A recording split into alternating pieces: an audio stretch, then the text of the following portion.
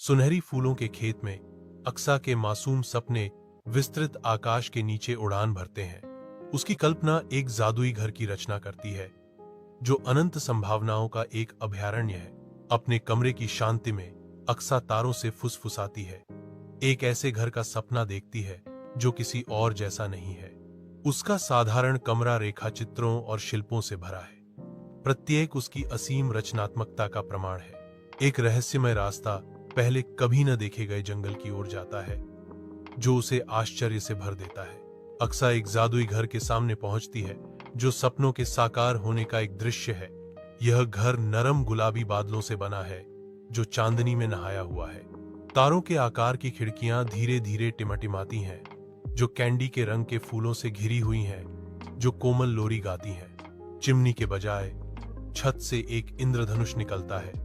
अक्सा जादुई घर में कदम रखती है, उसकी आंखें आश्चर्य से चौड़ी हो जाती हैं। रसोई में चॉकलेट दूध की एक नदी आसानी से बहती है, छोटी कुकीज उसकी सतह पर तैरती हैं। सोफा अपना आकार बदलता है जो अक्सा की भावनाओं को दर्शाता है।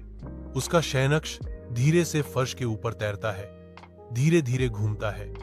चमकते सितारे मंडराते हैं, सोते समय की कहानियां फुसफुसाते हैं। जादुई घर में अक्सा खुशी से जेली बीन स्लाइड पर फिसलती है, उसकी हंसी हवा में गूंजती है।